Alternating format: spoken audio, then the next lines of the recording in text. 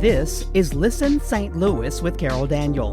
When I think about the critical issues facing Black and Brown residents in the St. Louis area, I often ask the questions: how did we get here? What's holding us back? And how do we progress? At 9 PBS, we want to deepen our understanding and change the narrative. Join me as I look for answers and discover solutions on today's podcast.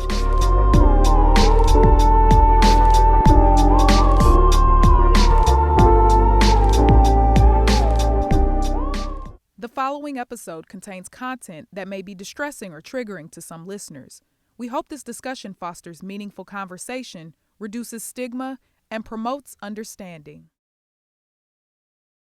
Today on Listen St. Louis with Carol Daniel, a two-part conversation 4 years in the making. KFF Health News reporter Cara Anthony joins me to talk about her project, Silence in Sikeston, a podcast and documentary film that began when she discovered an historic lynching in Sikeston that appears to have been buried. The Cara's reporting uncovers a witness to the brutal crime, a crime that has eerie similarities to a more recent police shooting of an unarmed Black man in Sikeston 80 years after that lynching.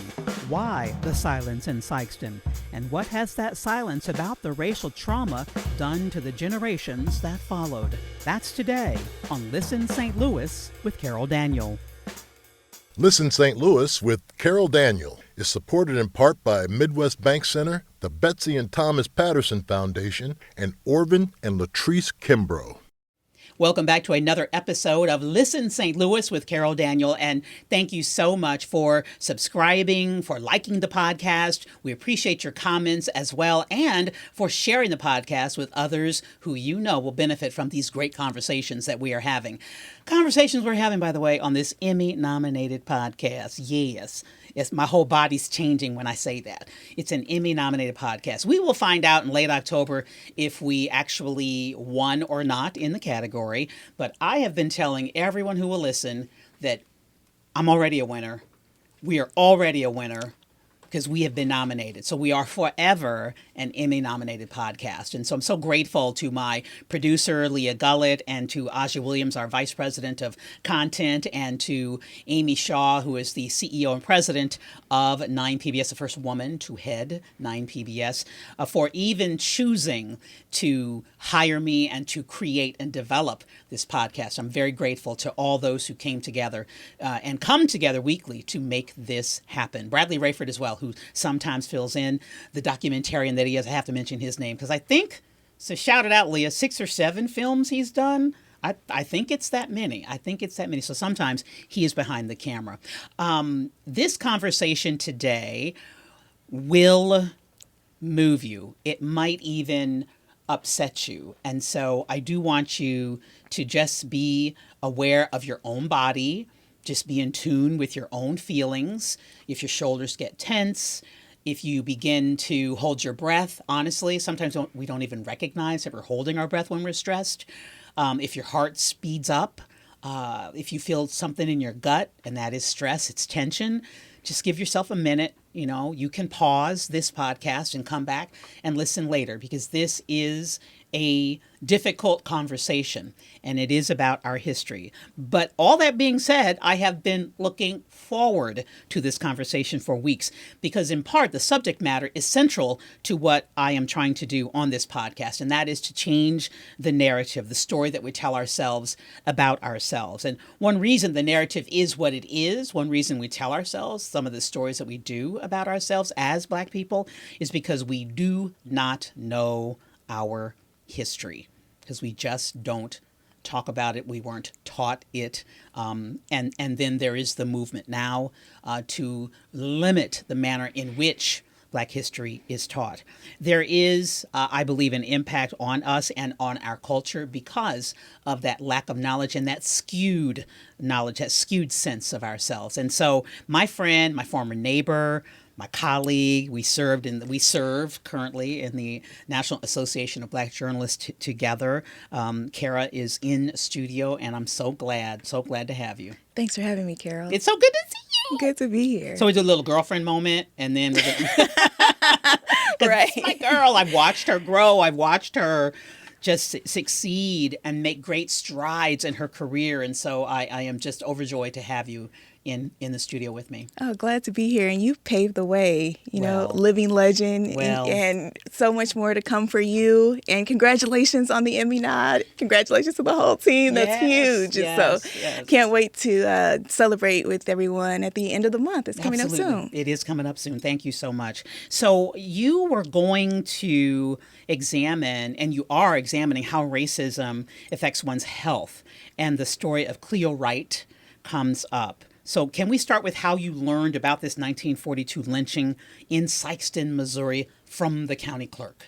Yeah, I was literally sitting at home in 2020 like everyone else was, watching the world erupt for George Floyd, watching protests, and really wanted to figure out what I could do, what storytelling I could do as a journalist, and started making calls around Missouri. And it's actually my dad that said, try making some calls in the Bootheel to see what comes up. We didn't know that we would later find out that America's first federally investigated lynching happened in the Bootheel of Missouri. The first time the FBI investigated lynching as a federal crime, they went to Sikeston, Missouri. And so...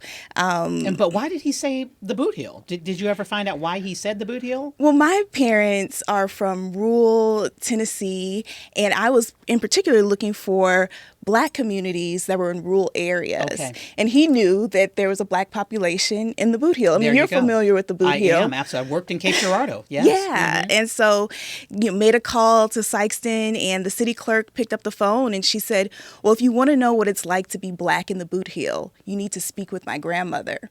And I had no idea. Her grandmother is Mabel Cook. She was in her late 90s at the time. She's since passed. But she told me the story of Cleo Wright before she died. And the journey just kind of goes from there. And it turned into a 4-year storytelling effort that is now a feature-length documentary that's available on the PBS app and on YouTube. It's also a podcast, a 4-part narrative podcast, and a very personal essay that I'd love to tell you about. And we will get to that as well. Did you at what point, I think you did hesitate about digging deeper? Yeah, look, it's not easy to talk about racial trauma. Mm-hmm. It's not easy to talk about racial violence. I believe that the narrative is changing, and I enjoy hearing stories about Black joy and Black resilience and Black resistance. But I realized that there was a hidden history that needed to be uncovered, because it's important for us to understand our history, not only so that we don't repeat it, but to really dismantle racism. Right. We have to know the history. And so we decided to dig in Sikeston, and what we turned up was huge. Was huge. And you mentioned Miss Mabel, and she not only was someone who lived in Sikeston, she was 14. She witnessed Cleo Wright's lynching. Yeah. Cleo Wright was a Black man who was living in Sikeston in the 1940s. He unfortunately was pulled out of jail by a white mob. He had been accused of having assaulted a white woman. They were possibly maybe having an affair. There are lots of different stories about the nature of their relationship. But the bottom line is that he never got his day in court because a white mob pulled him out of jail, decided to tie him to the back of a car, and drug him through the center of Black life in Sikeston, which is a neighborhood called Sunset. And it was a horrific day. They burned him alive in front of a church on a Sunday morning. And left his body there for hours. For hours. There was while church is going on. While church is going on. And there are even stories and accounts that say that white people in town kind of dusted themselves off and went back into church services like nothing happened. And then the town proceeded to act like nothing happened immediately after. And then even still today, there are people that don't like to talk about the lynching of Cleo Wright, even though the wound is there and it's really deep. And the decision to drag his body through Sunset, the black side of Sikeston, was, by all accounts, a deliberate decision. Absolutely. They wanted to send a message. I can't tell you how many times people, we've seen this across the country, that is racial terror, wanting to send a message, wanting people to feel oppressed, to silence people, to send a message to say, we're in charge, or you can't do that again. And this is what happens to your kind. Yeah. Yeah. If you do something like have an affair with a white woman or assault or whatever it is. I mean, the issue is that we've seen this happen over and over again. And in Sikeston, though, it's like it never happened. And that's why we started to call the project Silence in Sikeston. And we're going to play a clip here in just a second. You mentioned that the DOJ does decide to investigate. And you did bring a couple of clips, and we're going to play one now. This is a clip from the film, again, Silence in Sikeston, that tells us why the decision was, in fact, historic and gives us some context to that. So let's play that clip. The Department of Justice had not fully investigated any of them. Lynchings clearly violated state law. These were murders, the worst forms of murders. In the park, the yelling mob of 10,000 fights toward the... But the states weren't prosecuting. And lynching was never a federal crime. So another part in your podcast related to that clip is the DOJ investigation. They come to Sikeston. They do interviews. And no one saw anything. Right. And that's the issue, right? And no one saw anything on both sides, right? So there were some Black people that said they didn't see anything out of fear for their own lives, out of fear of retaliation. If I speak out about this, the same could happen to my family member or worse. And then there's also white silence, that was a huge issue because it's like, well, why would we say anything? This is a good town. People wanted Sikeston to be perceived as an all-American city, where your dreams could come true or what have you. And, people really looked the other way. And so when it came time for that day in court for the people that were a part of the mob to really be held accountable, nothing happened. And it's, we still see the effects and the remnants of that today. Mm-hmm. Cleo Wright is lynched, by the way. This is a month and a half after Pearl Harbor. Right. So the United States is going into that war right. to fight fascism right. on foreign soil. And here we have in the United States, Black men and women, people being lynched. And Jim Crow. Yeah, absolutely. And people were starting to stand up in that moment and say, what's going on here? That's when we see something called the Double V campaign emerge, where people are saying, okay, you know what? While we're fighting overseas, we also need to fight for our freedom here at home. And so Sikeston really became an example. The NAACP became involved on a national level, but also you see the NAACP branch here in St. Louis get involved. There are historic photographs that you can see in the film that show that. And it's really American story that we need to look at. And I have to go back to one aspect of that day when Cleo Wright is lynched in 1942. That body is dragged through the streets. He's doused with gasoline and set on fire while he is likely still alive. He had been shot, and I think by police. He was shot by police. So he's wounded in the jail. They drag him out of the jail. And as his body is burning, and there are photos of that because the Sikeston Daily Record, or whatever the name of the newspaper was at the time, there are photos of bumper-to-bumper traffic of people coming to see his body. Which is not uncommon. Lynching was postcards. There were postcards. Yeah. It was an event. I mean, picnic baskets. People would take souvenirs, and want to show off what they did to a person who was lynched, to Black people. I mean, people would keep these things in their homes, as reminders. Could you imagine being a Black person who is working inside of a white person's home and you walk around and you might see somebody's fingernail or something from a lynching? I mean, it was a spectacle, a morbid spectacle. And, it's hard to think about, but that's the time that they were living in. What did Miss Mabel say to you about witnessing it that day? She's 14.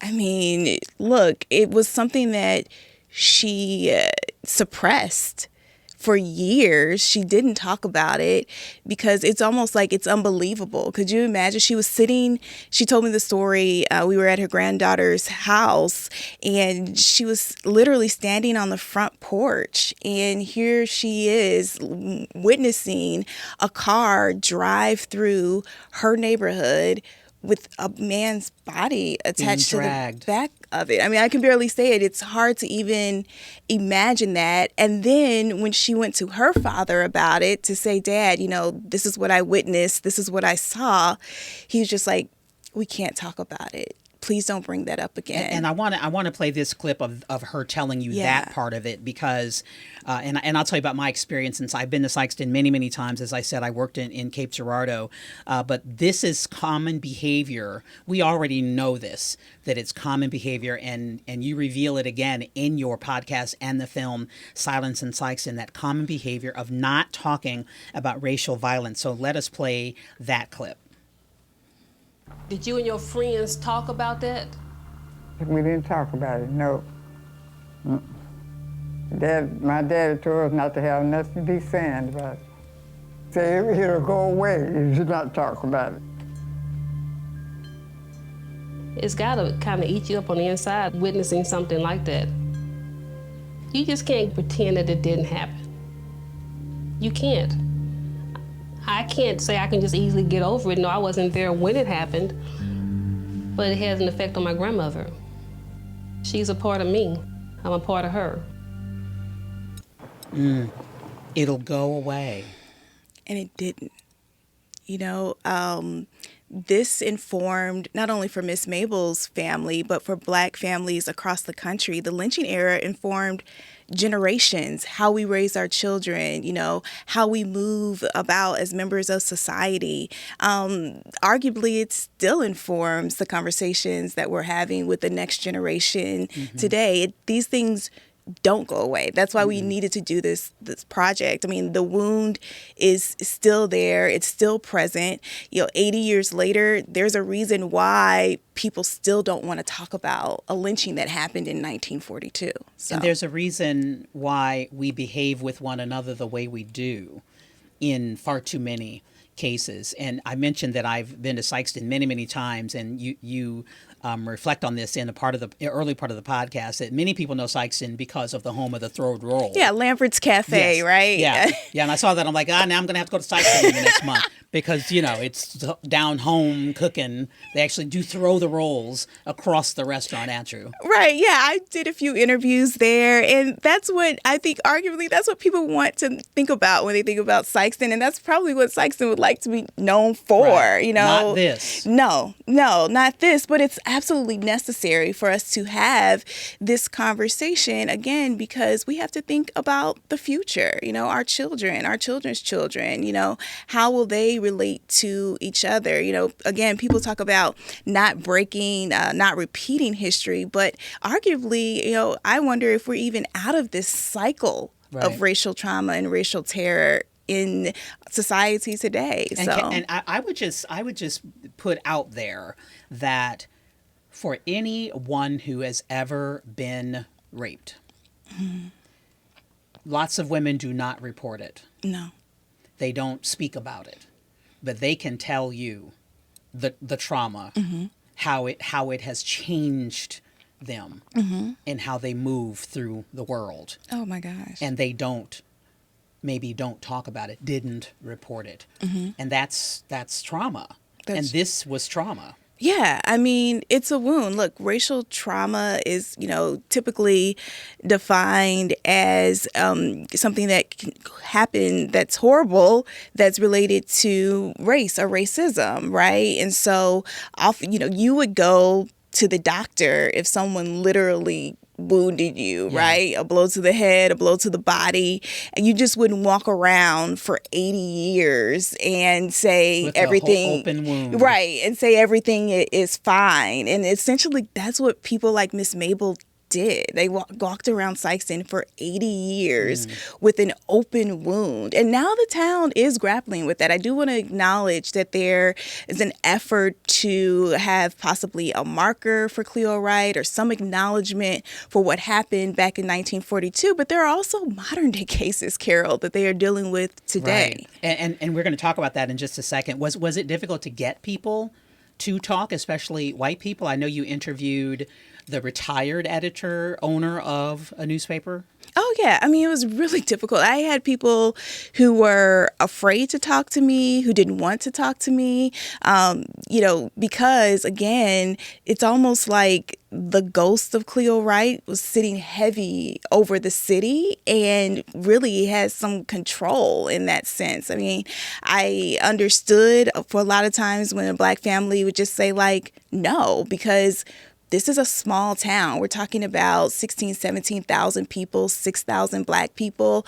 You can't necessarily walk away or ignore your oppressor in Sikeston. I mean, you're going to see this person at the grocery store, at your child's football game.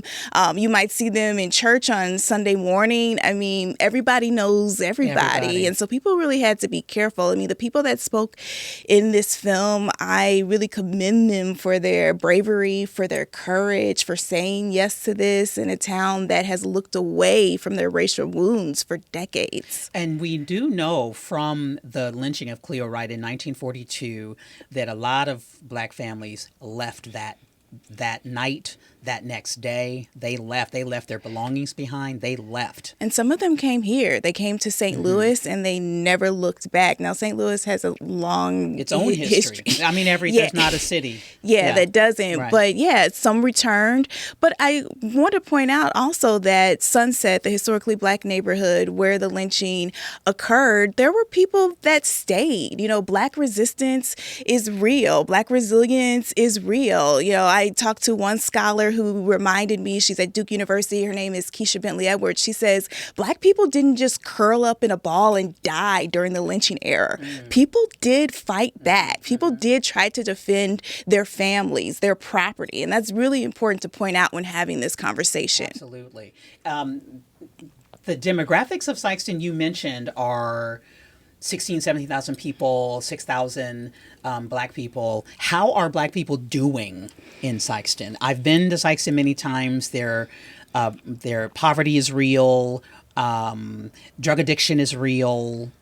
So there are Black people who are doing okay, and then a lot who are not. Yeah, I think there's a real effort to have more Black officers. That's one thing that we talk about in episode 4 of the podcast.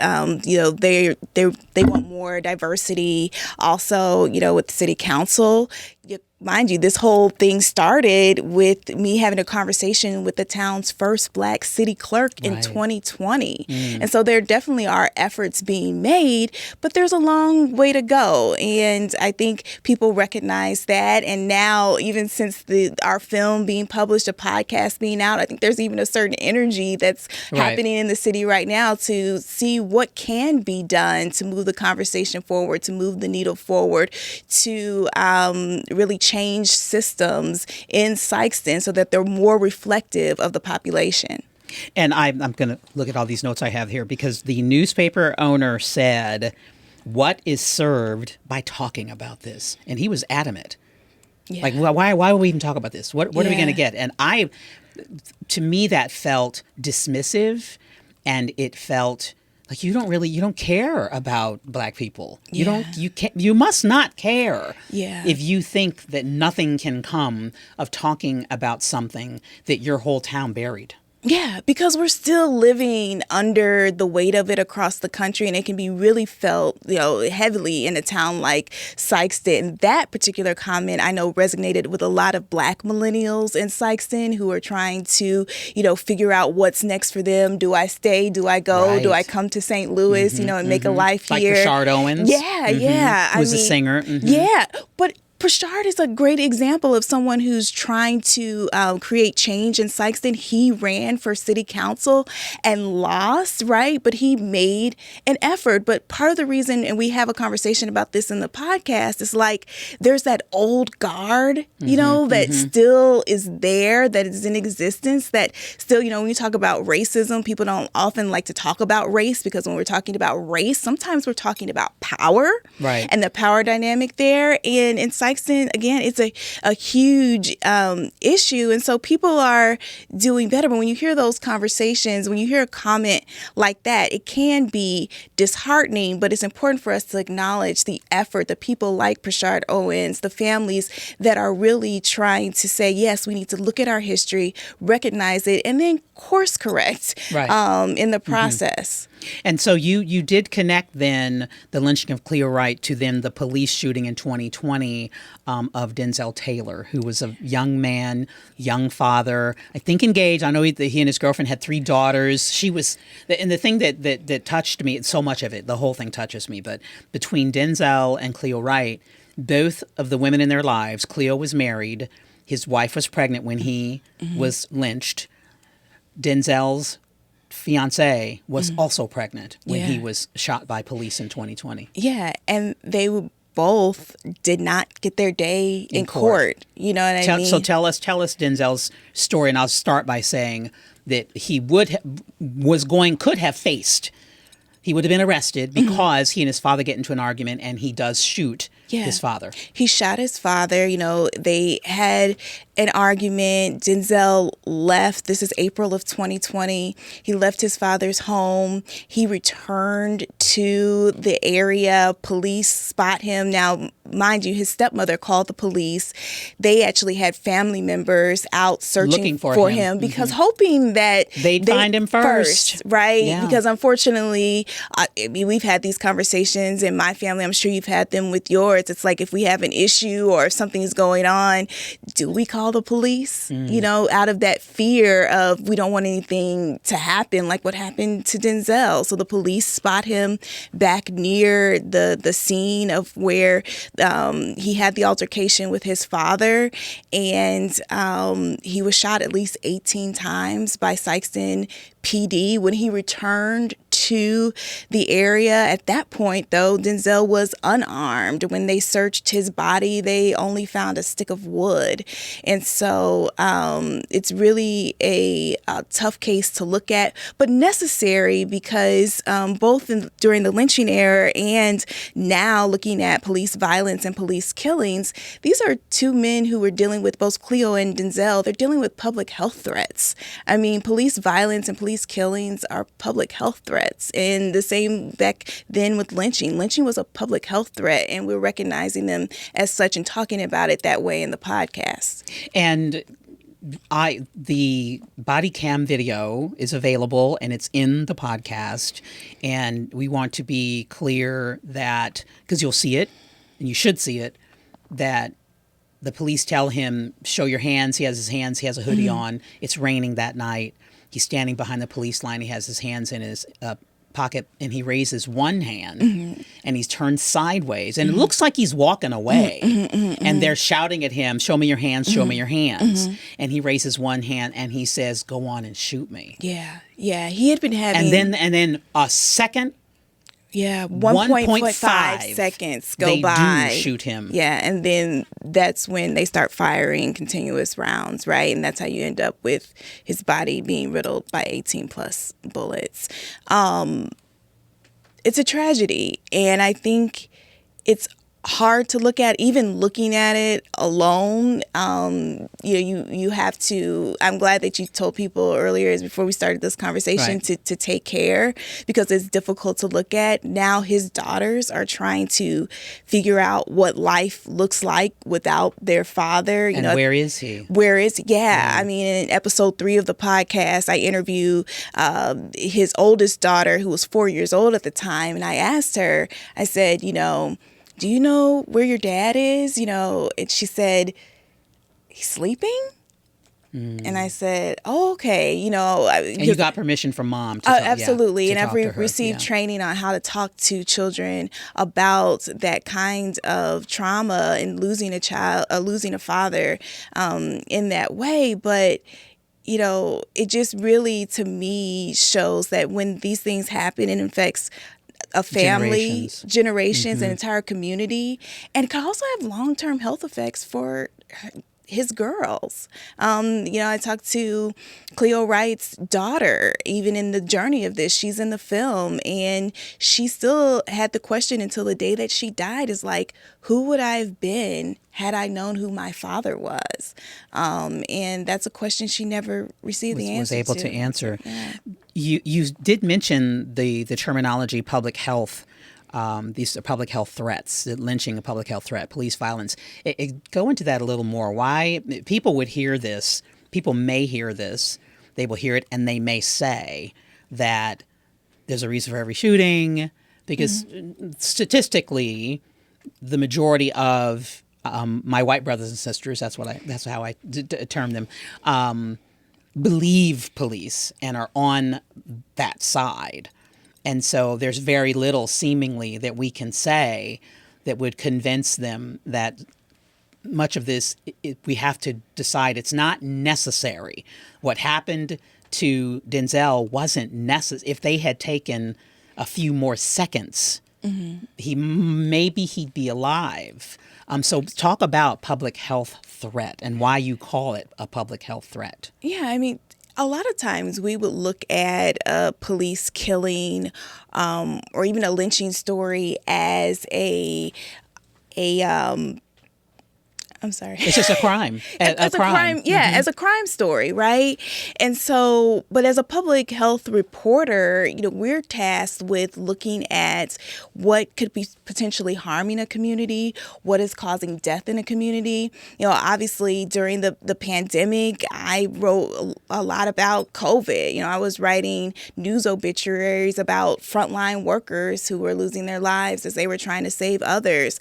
I've written a lot about gun violence as a public health issue out of my hometown of East St. Louis, Illinois. And I think it's really important for us to look at police killings, police violence, and also lynching the same way. There are so many Black families that have mourned this, have had this kind of loss occur. Black men, in 2020, there was a huge stat that went everywhere that said a Black man had a 1 in 1,000 chance in America of being gunned down and killed by a police officer. That's a public health issue, and it's something that we need to pay attention to. And so it's not just a crime story, it's both. And I would add to that, when in my former newsroom, that one day I stood up and I said, I will no longer in my newscast use the phrase Black on Black violence. And so if you write it, I'm taking it out because you are not giving me stories that say white on white violence or Asia. You're not telling me that, although there is that. Yeah. And so the pathology that it represents is a falsehood. It is as if to say, because what that has been said of us, which is the narrative of us, is that we are violent and we're prone to this and we're prone to that and we're not family oriented and we're, and Black women are oversexed and all of these things are stereotypes and they are harmful. Yeah. And so I would say that I understand that young Black men, 18 to 24, with access to weapons, with a lack of education, with a lack of economic stability, are likely to end up in a criminal enterprise, or more likely, and that then can lead to violence. That is a public health conversation. Yeah, absolutely. If Black men are dying at rates that are unacceptable to us, and first of all, are they unacceptable to you? Because if they're not, then that's a whole conversation you have to have with your heart and your soul. Right. But if they are unacceptable to you, then why is it happening? And it is a public, the death, the end of life, that's the health part of it. Right. And so we just frame this, even though, yes, there are too many young men, Black, are killing other young men, and it's familial because your crime tends to happen to those closest to you. White women, 88% of white women are killed by white men. And that's because that's who you're close to, right? And so if we could just frame it in a clinical way, that's a clinical way, a sociological way, then it makes sense. It makes a lot of sense. Look, it took a long time for the CDC to declare racism as a public health issue. And they got so much pushback. Right. Oh, that didn't happen, though, until 2020. Right. I mean, look, people also had questions about, in the healthcare industry, well, why are the numbers so bad when it comes to, looking at, health and wellness in Black and brown communities? And, researchers kept scratching their heads, and they're just like, what's the issue? What's wrong? Why is this community so sick? Racism. Yeah. That was a huge factor, and it took a long time for people to acknowledge that. And now that we're there, we need to consider everything, and that includes police violence and police killings. Absolutely, absolutely. When you were saying that, I was thinking of liquor stores and check cashing places, and I was on my way here. I was listening to an interview, and people were talking about the food industry and what we eat and what's available to us. But there's also victim blaming, and we've long been, the target of that you are sick because of something you did. You're obese because you're lazy, because it's something you're doing and not doing, right? But why do our communities and why do our neighborhoods, look, coming out of East St. Louis, there's a corner store almost on every block, every other, you could say, but the huge food access is a huge issue. Right. Why is food access a huge issue? We have to look at our history, I think and then that weighs on your diet, and it's just connected. Totally connected, it's right? It's absolutely connected. And I remember talking to a coworker, a previous coworker, and asking him if he understood what happened to Black farmers at the hands of the U.S. government. Yeah. And how long that lawsuit was going on for decades. Yeah. That those who would produce food and those who would have a livelihood were stymied on purpose by racism in the United States government. Yes. That's the meaning of systemic. For those who say there's no systemic racism, that's systemic. No, that's very real. And what you're doing right now and with this show is that you're recognizing the history. I've been telling a lot of people about the 3 R's of history, which is something that I came across. It's like recognize, repair, redeem. That is just the formula that I think we really need to be looking at as a country. It's like we have to recognize what happened in order to repair the issue, in order to have some days of redemption. And we're not near. We have a long way to go. As we have political forces who have ended DEI, who have said you're not going to teach Black history because it makes white children uncomfortable, or they tells Black children that they're victims. We're not going to teach Black history in certain ways. And then we've had that last week was 2 weeks ago, book banning week. We're in trouble in a different way. Yeah. And I just hope that the conversations we're having on this podcast are above all enlightening. Yeah. Because I'm all about the light. Yeah. I'm all about the light. This story does, however, become personal for you. This 4-year journalistic endeavor becomes personal for you. Take me through that. Yeah, I mean, look, I was traveling to Sikeston, obviously, to learn more about Cleo Wright. Denzel Taylor's story, comes in there at one point. My father is watching all of this. Right. My mother too. We were living together at the time, and I just said, Dad, it's just really unfortunate and sad that this history was buried in Sikeston. And he was just like, wait, this is not uncommon. Right. Also, my uncle, which is my great uncle, he was killed by the police in the 1940s. And that, to me, was a real wake-up call. Like, I was so consumed with everyone else's story and, making sure that no idea. Yeah, I didn't know my own story. And I'm sure many journalists can empathize with that, right? It's like, that's what we do. We are storytellers. And so it was... And you're not supposed to be the story, right? No. And so when I pulled the curtain back and we started digging, my dad found my great uncle's death certificate, which showed that his killing was actually a homicide. For years, around family reunion, it's around kitchen tables and conversations, people in my family said that my great uncle was killed in a wagon and mule accident after kind of a night out on the town. Really? The 1940s, maybe he went out. He was a World War II vet, and so he was in West Tennessee, and that was the story. Lehman Anthony was killed in a wagon and mule accident, but something about that didn't sit well with my father.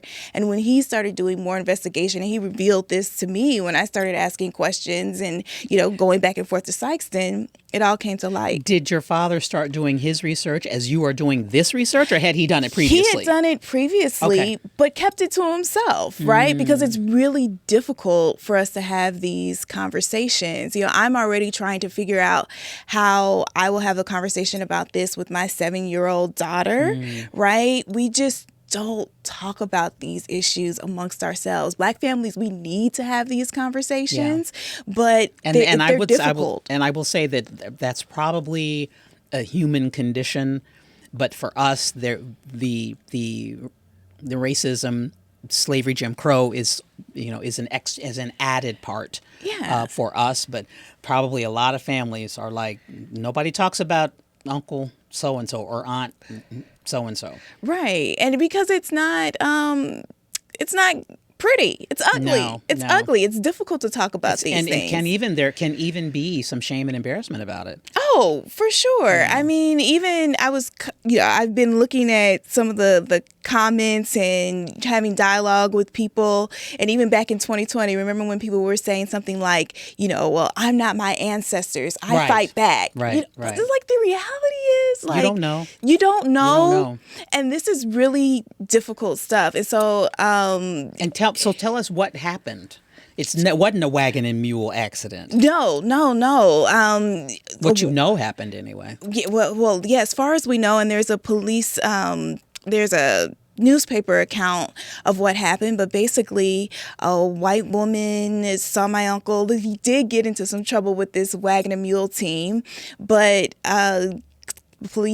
someone called the police, and there was a struggle as far as, I'm not sure if my uncle, I don't believe that he was armed. I think sometimes there's too much focus on also whether or not a black man is armed or unarmed, but there was a struggle and the police shot him, and that was a fatal shot. And, he was 29 years old, and that ended his life. And again, could he have been out on a night of the town and maybe he had one too many? We don't know, but that wouldn't have warranted the death penalty. Right. And so we are now trying to have conversations, with cousins, with the younger generation in our family, to let them know why it is important for us to say Lehman's name, for us to talk about him, for us to tell the truth about what happened to him. Because again, we have to know our history. It's just imperative.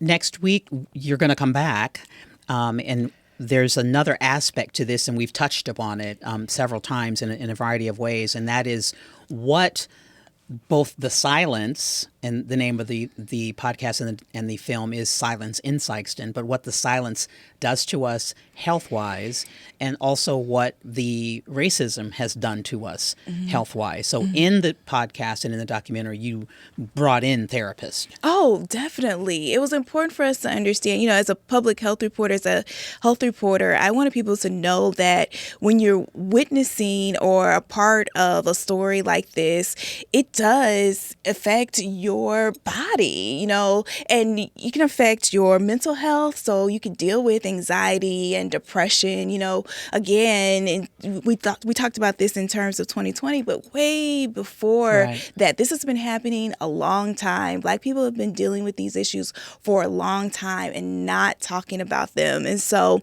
those mental weight can also start to physically affect your body. You know what I mean? As far as even we look at something in episode 3 of the podcast, we talk about something called epigenetics, where how trauma and terror can really embed itself in your, and it can affect your genes and your kids, you know what I mean? And so it's really important for us to look at these things. And so, I can't wait to have more conversation about health and to talk about how we can live healthier and longer lives, because there is hope in all of this too. I mean, I want that to be clear. Right. Absolutely. Well. Absolutely. And so tell us how and where people can find the podcast and find the film. Yeah. So Silence in Sikeston, the film is available on the PBS app. It's also available on YouTube. I think it will air soon on 9 PBS, which I'm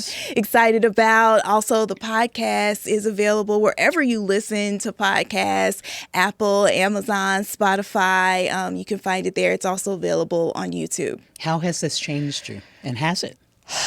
It's just, to me, people talk about, and I know you feel this as well, about journalism being a calling. This felt like absolutely necessary work. It has really made me understand and also have more careful conversations even about these issues, and really how I relate to my father has changed, how I relate to my mother, even the conversations that I'm having with my daughter. I mean, it's just changed everything, really. My point of view, the way I see people, the way I interact with people. And it's really solidified the power of storytelling, why your show is so important, why our work as Black journalists needs to continue, because if we're not telling these stories, who will? No one. The answer is no one. Yeah. The clear answer is no one. And so we have to tell these stories. And we should tell these stories. Absolutely. And they are worthy stories to be told. Absolutely. Cara Anthony, thank you so much. It's so good to see you. And we will see you next week for our part 2 of this conversation. Thanks for having me, Carol. Thank you. And thank you for joining us on another episode of Listen St. Louis with Carol Daniel. Share, become a subscriber, download, because you download, you can watch it later. And then comment, because we really do look at your comments, and you can let us know if there are other topics we should cover. Let us know what you thought of this conversation. We truly appreciate you listening and actually typing in some words of wisdom or some reaction. We thank you for all of it. And thank you so much for all of you who have already become subscribers. The numbers are just going up and up and up. And they'll go up and up and up even more, because we are an Emmy-nominated podcast. Yes, she said it again, because I'm so excited. I'm so excited. And I'm humbled and thrilled and looking for a dress. Yes. Because there's a ceremony. Yes. So come back next week and listen in for part 2. We'll continue talking about the podcast and the film Silence in Sikeston. And next week we will address what racism is doing to your health. That's next week on Listen St. Louis with Carol Daniel.